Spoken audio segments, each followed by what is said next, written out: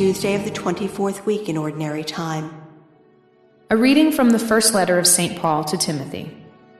Beloved, this saying is trustworthy. Whoever aspires to the office of bishop desires a noble task. Therefore, a bishop must be irreproachable, married only once, temperate, self-controlled, decent, hospitable, able to teach, not a drunkard, not aggressive but gentle, not contentious, not a lover of money. He must manage his own household well, keeping his children under control with perfect dignity. For if a man does not know how to manage his own household, how can he take care of the church of God? He should not be a recent convert, so that he may not become conceited and thus incur the devil's punishment. He must also have a good reputation among outsiders, so that he may not fall into disgrace, the devil's trap. Similarly, deacons must be dignified, not deceitful, not addicted to drink, not greedy for sordid gain, holding fast to the mystery of the faith with a clear conscience. Moreover, they should be tested first. Then, if there is nothing against them, let them serve as deacons. Women, similarly, should be dignified, not slanderers, but temperate and faithful in everything. Deacons may be married only once, and must manage their children and their households well. Thus, those who serve well as deacons gain good standing and much confidence in their faith in Christ Jesus. The word of the Lord. The responsorial psalm. The response is, I will walk with blameless heart. Of mercy and judgment I will sing to you, O Lord. I will sing praise. I will persevere in the way of integrity. When will you come to me? I will walk with blameless heart. I will walk with blameless heart within my house. I will not set before my eyes any base thing. I will walk with blameless heart. Whoever slanders his neighbor in secret, him will I destroy. The man of haughty eyes and puffed up heart I will not endure. I will walk with blameless heart. My eyes are upon the faithful of the land, that they may dwell with me. He who walks in the way of integrity shall be in my service. I will walk with blameless heart. A reading from the Holy Gospel according to Luke. Jesus journeyed to a city called Nain, and his disciples and a large crowd accompanied him. As he drew near to the gate of the city, a man who had died was being carried out, the only son of his mother, and she was a widow. A large crowd from the city was with her. When the Lord saw her, he was moved with pity for her and said to her, Do not weep. He stepped forward and touched the coffin. At this the bearers halted, and he said, Young man, I tell you, arise. The dead man sat up and began to speak, and Jesus gave him to his mother. Fear seized them all, and they glorified God, exclaiming, A great prophet has arisen in our midst, and God has visited his people. This report about him spread through the whole of Judea and in all the surrounding region. The Gospel of the Lord.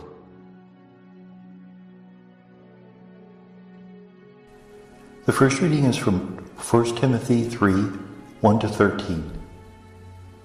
In this passage, the author of the letter speaks about the ecclesiastical offices, the church offices that will take care of this community. He mentions specifically bishop and deacon. He doesn't mention the office of presbyter. In fact, we don't find those three levels of hierarchy, bishop, priest, and deacon, all together in one passage until the days of Ignatius of Antioch, sometime around 115 AD. It seems as if certain communities had bishops and deacons, other communities had presbyters and deacons, and there seems to have been a mix of these various offices. The word bishop in Greek is episkopos, which literally means overseer. And this letter outlines some of the characteristics that should be seen in this person. He should be married only once, temperate, self-controlled, decent, hospitable, etc. Now, why married only once? In the East, being married more than once, even if one spouse died, was seen as being immoderate, that one couldn't control oneself, so one had to be married 2 or 3 times. We wouldn't view it that way today, but that was the way it was understood in those days.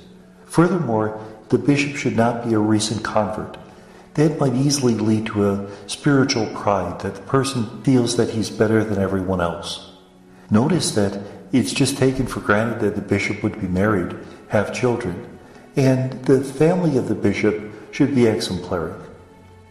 Deacons have many of the same characteristics, that they're ready to serve others, that they have a solid faith, etc. Halfway through the description of deacons, it speaks about the women who should be dignified, not slanderers, temperate, and faithful in everything. We have a little bit of a problem here because when it speaks about the women, it could either mean the women who are deacons or the women who are the wives of the deacons. We do know that in the early church there were deaconesses. They, at the very least, assisted at the baptism of women. It was immoderate that there should be men deacons during the baptismal ceremony. So we know that there were women deacons early in the church. It seems sometime between the middle of the 2nd and 3rd century that women were no longer deacons in the church. But there is a history of it, and Pope Francis has asked a theological commission to investigate whether that would be possible again today. The Gospel is from Luke 7:11-17. This is the story of the widow of Nain. The widow of Nain has only one son, he has died, and he's being carried out of the city for burial. Jesus meets the funeral procession, and he raises the young man from the dead. This is done out of compassion for this poor woman who has no one to care for her. Remember, if he doesn't raise the young man from the dead, then she'll be dependent upon gleaning, going into the fields and picking up what's left over when the harvesters have finished their work, which is really a very difficult life. Jesus feels sorry for her, raises her son from the dead. There will be someone to care for her. Now, notice this is not a resurrection from the dead. This is a reanimation. The difference is resurrection. You receive the glorified body and you will no longer die again. Whereas reanimation, you're brought back to life, but you would face death again someday. In the Gospels, there's really only one resurrection, that of Jesus. The daughter of Jairus, the son of the widow of Nain, and Lazarus are all reanimated. And may God bless us.